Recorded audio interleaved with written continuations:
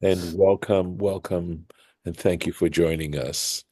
So today we're doing Torah Temimah, and I will try and find the place for you. Here we are. So, Baruch atah Adonai Eloheinu melech haolam, asher kitshanu b'mitzvotav v'tzivanu la'asok b'divrei Torah. Amen. So we're talking about the fact that in 7 days, right, after 7 days after Noah and his family and the animals had gotten on board the ark, it took 7 days. There were an additional 7 days. And what is the significance of those 7 days? And that's the question that the Gemara is asking in Tractate Sanhedrin, Vayhi Lishivat Yamim, right? And it was, here's the text in the Torah, right? And it was after 7 days. Ma tivam shel Shivat Hayamim. What was the nature? What was the point of those 7 days? Melamed. So what is that telling? What's the Torah telling us? Melamed. So that Shina Hakadosh Baruch Hu Alehem, that the Holy One, blessed be He, altered, changed regarding them, Sidrei Bereshit, the order of creation. So you'll see why. Here we go. Shahaita chama yotzeit mimarav. Here's an example. The sun would come out of the west, v'shokat b'mizrach, and set in the east. And what they're riffing on is this Shivat Yamim, right? The 7 days, and when we think of the 7 days of creation, and the number seven is deeply associated with the 7 days of creation. Of course, we know that there were seven visible moving stars in the sky, right? We're talking about the sun, the moon, Mercury, Venus, Mars, Jupiter, and Saturn. Those were all visible to the naked eye as moving up against the background of fixed stars. And that is the way. I think that's pretty good understanding of how we wound up with the significance of the number seven, right? And that would be something that we would get from the Babylonians, from the ancient Babylonians. They But had, creation was 6 days. yes, but it's funny. They say it's actually 7 days, and that seventh day is the Shabbat. That Shabbat isn't simply a cease from resting. It is actually also it's built into creation as well. Okay, that Yeah, makes sense that God created Shabbat. that's right. Correct. Right. Okay. And thank you. But I'm glad you brought that up because it is indeed a question that is raised, right? Because you could see Shabbat as simply being a cessation of work, as being something negative rather than something positive. So there's some very deep stuff going on there as well. I don't know if I want to go into that right this moment, but because Shabbat is supposed to be a little taste of the world to come, meaning the world after this physical world, meaning the world of death, the world that we encounter when we die. So I'll say this much to tell you that it is a way of looking at our mortality and death as not necessarily being a bad thing, as actually being something to work towards. And that sort of underlines the theory that we earn immortality. So we use this world, this physical world, to earn the life after death. And putting it very simply, obviously. Let's take a look at Torah Temimah here. Umefaresh l'shivat hayamim, right? And so he is explaining according to those 7 days, right? Or for those 7 days. Shinui seder shivat yemei breshit. That's the point. That he understands that reference, right, as being an alteration of the order of the 7 days of creation. Umikan raya, and from here there is a proof, the firush hakorban eda, for the korban eda's explanation. I looked up the Korban Eda. The author of the Korban Eda is David Frankel. Here are his dates. Okay. And it's a running commentary on the Jerusalem Talmud. Rabbi David Naftali Frankel, chief rabbi of Berlin in the mid 18th century.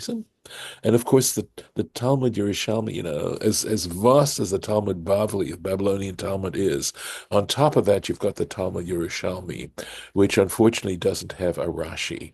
Rashi's explanations of the process of the Babylonian Talmud, most of it, almost every single tractate. There are just a couple that are not, that he didn't get to do.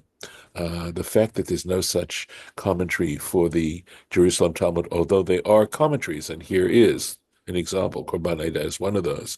It doesn't have Rashi's flavor to it, his genius in terms of explaining. Anyway, what is this, right? But Mashikatuv Yerushalmi. So Korban Eda's explanation of what is written in the Yerushalmi, Psachim, Tractate Pesachim, Perek Aleph, Chapter 1, Halacha Aleph, right? It's the way it's subdivided. Lo Shimshu Hamazalot Bimei Hamabul. So that's what's actually written in the Talmud Yerushalmi, that the Mazalot, the constellations, Lo Shimshu, they were not operative Bimei Hamabul during the days of the Mabul, that devastation. To Ein HaKavanah, Lo Shimshu Klal. So the intention of that statement is not to say that they didn't operate at all, Ela Lo Shimshu Kisidram, but rather that they did not operate in their normal way, in their normal order. V'chein mashmakan, right? So here, likewise, the implication here is shivat shebe'et hamabul, that at the time of the mabul, shina hakadosh baruch hu sidrei bereshit, that the Holy One, blessed be He, altered the order of creation, right? The rules of creation, however you want to say it. V'chein mefaresh mirash, chen mefarash mirashi lekaman, and likewise in the Rashi later on, right below, but parsha, but parsha in the parsha that we're dealing with Noach, right? But pasuk regarding the verse, v'yom v'layla lo yishbotu. This is a verse that comes after the flood. After the flood is completed, and God basically makes a deal that with humanity or creation, that they will never stop. Lo yishpotu, that's from the word Shabbat, right? They will never cease. That is, that night and day will never cease. Lo yifsaku, and so this is the explanation. Lo yifsaku melehit hitnaheg kisidram. That the meaning of that is that they would never end from operating according to their normal order. Mashma, so that implies she'ad az, that up until that point, itnagu rak shelo kisidran, that they were not up. Excuse me, 1 second. Sorry, that they were not operating in their normal order. That's that. So, obviously, there's a lot challenging about this particular idea, right? And what is the deeper meaning here? Because of course it's tough, at least according to the laws of science, right? That what we understand, right, about the operation of the universe, the astronomy, etc., that might have happened, right? So what is it trying to say? That is it connecting? Is it somehow saying, trying to give us a sense of the level of destruction? Is it a literary figure to tell us the nature of how profound that destruction was? Is it saying something about the fact that this destruction took place as a result of human behavior, of the lack of law and order and decency amongst human beings?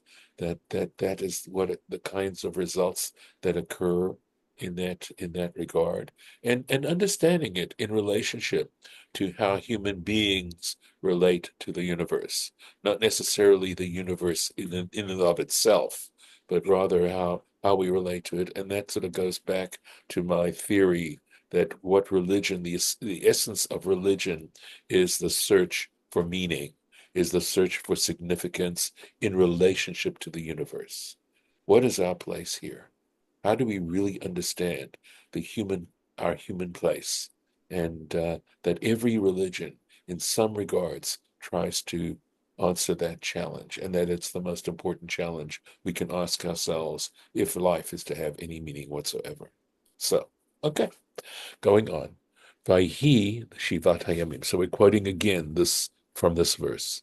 Ma tivam shel shivat hayamim. Again, we're asking the same question. By the way, we asked it up here to the last time we met. What is the nature of these 7 days?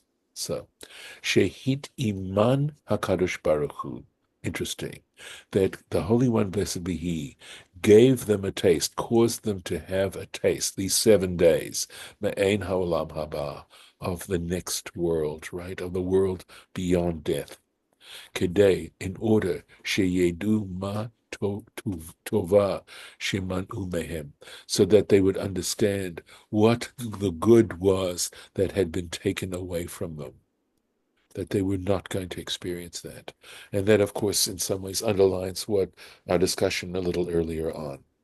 But that during those 7 days, there was a sense of what that future world was going to be like, the future world that we all face, and the nature of either just being, going into extinction or annihilation, or in fact experiencing this. And so in a way, God was trying to let them know so that they might regret. I think the idea is that if they realized, and to this day perhaps, if people realized what lay ahead of them, because we know that death is the only real certainty, unless you want to include taxes, that we face. And as that certainty, how do we face that certainty? And what do we have to gain? Otherwise, in a sense, life becomes on some levels, meaningless.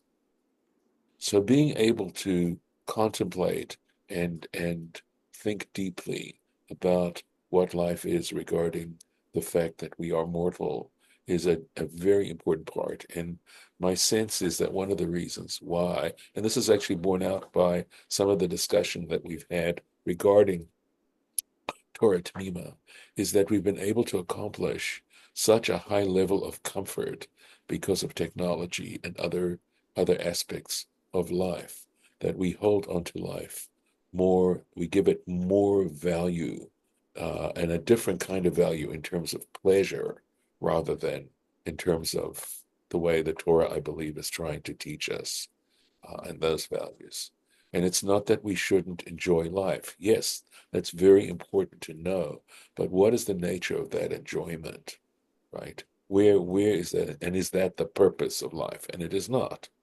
The purpose of life, well, I had a friend quite a few years ago who said to me that the purpose of life was to learn. And I think that there's a lot of truth to that. Trying to gain wisdom. So let's take a look at what is going on here. The Tosefta, Sota, right? So the Tosefta is a book it's a collection like the Mishnah. It's ordered like the Mishnah, and it is contemporaneous with the Mishnah. Its content, but basically it's made up mostly of those sources that are not found in the Mishnah. And a lot of it has to do with their halachic discussions and sources there in the Tosefta, but they're not found in the Mishnah. But they also have this collection called the Tosefta. Not to be confused with Tosafot, right? Tosefta is one thing. Tosafot are Rashi's grandchildren who make deeper arguments and some very often disagree with their grandfather. So, Sota is the tractate, Sota. Perek Yud, I believe, this would be chapter 10. Ba inyan ze yotem uvuar. This whole issue of God, of this idea of God giving the people around 7 days to experience what the next world would be like, right? Yotem more clearly explained or further explained, Shinatan lahem HaKadosh Baruch Hu, that the Holy One, blessed be He, gave them Shivat Yamim, that during these 7 days, God gave them Ma'achal umishteh, gave them food and drink, V'yashvu, and they sat, V'achlu, and they sat, and they ate, V'shatu, and they drank, Kedei sheyedu, so that they would understand ma avdu, ma ibdu, maybe what they lost, what they were going to lose. Adkan, that's the quote from the Tosefta. ולא מתפאר עניין הטבה זו מהי. And yet the nature of this act of goodness, what exactly were we talking about? Right?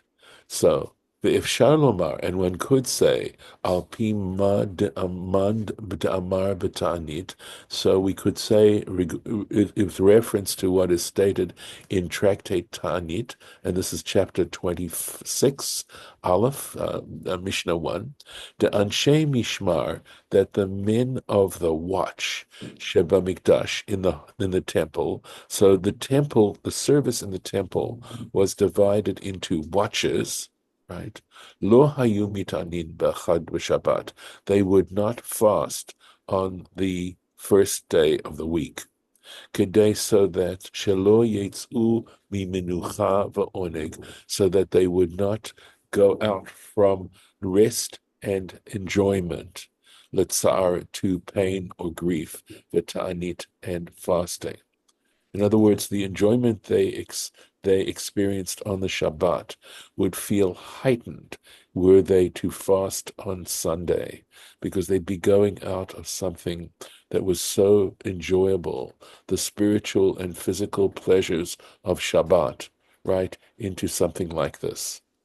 Upishu HaMefarshim, and the commentators explain, Ki hatzar haba lachar hatanug, that the suffering or the pain that comes after enjoyment, hu meruba, it is much greater, al tsar haba bisman, on pain that sort of just develops in time, umatzav, I think this is memutza, and from a sort of indifferent situation. I know that. I will never forget. I may have mentioned it before. There was a wealthy family that I knew in South Africa, and the father died and had not made good arrangements for his family after he died. And so consequently, all his benefits went back into the business or something like that. And they were left very in a very different situation. And their life sort of changed so radically. And it was so hard for the widow and the surviving family after that situation, especially because they had enjoyed such good wealth and living in a large home with a large yard and everything. Really, really difficult. V'lachen, and for this reason, Hinchilam HaKadosh Baruch Hu, the Holy One, blessed be He, uh, a nachala is like an inheritance, right? Lador Hamabul. But I think what he's saying is that hey, he provided for them to the generation of the flood. Kodem Hamabul, uh, prior to the flood, Barav Tanuk, such great enjoyment, Va'achila Ushtiya, and eating and drinking merubah, right? A great deal of it. Kadeshi you merubah saram, in order that their pain, their grief, should be much greater, but avidatam pamabul, when they perished in the flood. And again, this is a story, right? And the idea of understanding, right? The lack of appreciation, I think, for all the goodness that we are recognizing, all the blessings that we have, right? We just experience it. ובמקום אחר, and in another place, be'arnu al pis varazu, we explain according to this logic, right? Hatam, the reason va'inyan de kaimalan, right? We have this particular tradition in our tradition, the kaimalan that we have on authority. Kol ha'ochel v'shoteh batish'i. Anyone who eats and drinks on the ninth day, that is to say, Be'erev Yom Kippurim, that is the ninth day of Tishrei, Erev Yom Kippur, right, the day before Yom Kippur, that if you really eat and drink a lot, ki ilu mitaneh b'shi'i v'asiri, that is as if he actually fasted both the ninth and 10th days. This is, of course, it's an ancient tradition in Tractate Yoma, so it's mentioned in the Talmud. This must be, this could be page 81, uh, uh, uh, page 2. So I have no idea how that came in. All right. De lechaora, that let's see, I'm pretty looking just to make sure, right? De lechaora, that it would appear zechut ze lefelahu, because on the one hand, on the surface that seems crazy, right? That here you really have a great enjoyment on the 9th of Tishrei, and if you do that, then when you fast on the 10th, it's as if you fasted for 2 days. So he's saying that's sort of amazing, right? That thought on the surface. But ma gadol v'nechshav davar zeh, right? Uh, so to what great extent, I imagine, this is considered this particular matter. She'ochel v'shoteh laha'alot alav kamo shehu mit'aneh b'oto yam. So, in other words, let's see. Yeah, to what degree should this be considered that he's eating and drinking to attribute to him as if he is actually fasting on that day, on the 9th? But once we understand, right, that once that it's explained that ta'anit haba lachar ribui achila, that a fast that comes after eating a great deal ushtia and drinking, heve inui hatanit meruba, that consequently the suffering of the fast itself on the 10th is going to be all the greater. In Cain, if this is the case, in that case, we can understand the multiplicity, right? The adding, the greatness of eating and drinking on Erev Yom Kippur, ke'ein hachana, it's as if it's a preparation, le'inui yetera, for a greater level of suffering, of pain, ba'asiri, on the 10th, v'lachen ma'aleh alav hakatuv, and for this reason, Scripture attributes to it, ke'ilu mitanya gam b'tishi'i v'dok, as if he's also fasting on the 9th, and QED. And why did the Holy One, blessed be He, establish 7 days for this particular effect, right? Tzarich lomar, we'd have to say, the kamesh maya, that before heaven, right? Let's see, Galia shesifuk simcha adam. It appears that the amount that is sufficient for joy, right, pleasure of a person, magia ad katser b'shivat yamim. It's at the maximum point after 7 days. In other words, to extend the pleasure beyond 7 days would be too much already. But at 7 days, it's as much as you can absorb, right? Umekevan shiratzah kadosh baruch hu, and because the Holy One, blessed be He, wanted lehashbia et dor hamabul, He wanted to give that generation of this flood satisfaction, but tanugim, with pleasures, ad ketzeh hacharon, to the last degree, kemevur bazeh, as is to be understood, lachen kava mispar hamim ha'ela, and for that reason He established this number of days, right? Well, the and according to this, Yesh Lomar, one could say, Dahainu tam mispar shivat yemei mishteh b'simchat chatanim. That's the reason why we have that tradition of the 7 days of feasting when we are trying to give pleasure to a married couple, right? There's that tradition of 7 days of following the wedding to have this party, a party for 7 days. De kevan de mitzvah lesamech chatan v'chala, because the mitzvah lesamech, to give pleasure, to give happiness to the bride and groom, or the groom and the bride, to whatever extent is possible. Lachain, for this reason, Tiknu mispar shivat yamim. That's the reason they established 7 days. Kedei lemale sipuk hasimcha, in order to completely fill to what extent one could enjoy, gain pleasure, to give the maximum amount of pleasure. V'af zehu hatam mishivat yemei hachag, and this also is the reason for the 7 days of Sukkot, right? Right? So Chag usually is Sukkot.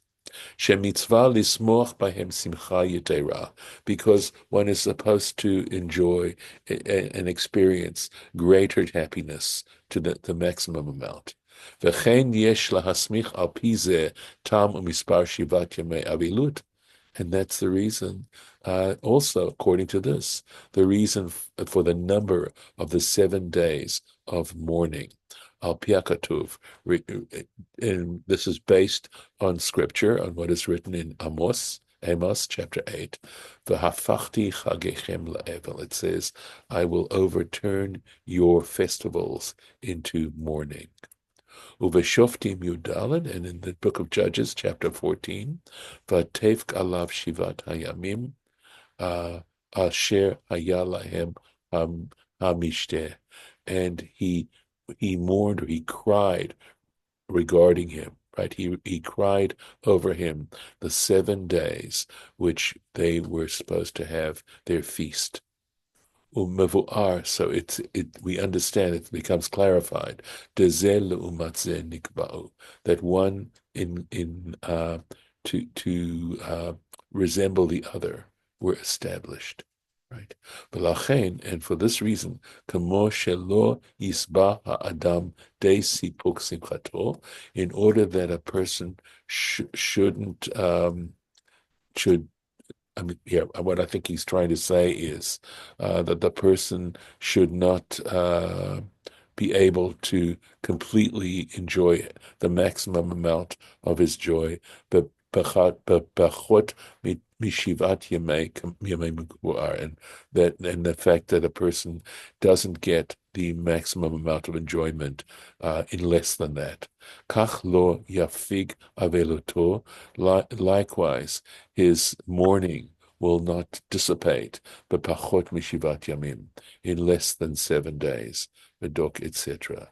For ein laha'ir od, and there is no need to go into this any further. And I see that we're out of time, so let's just stop here, and I will, when we continue next time, I will pick it up at this particular place. Just let me put this here.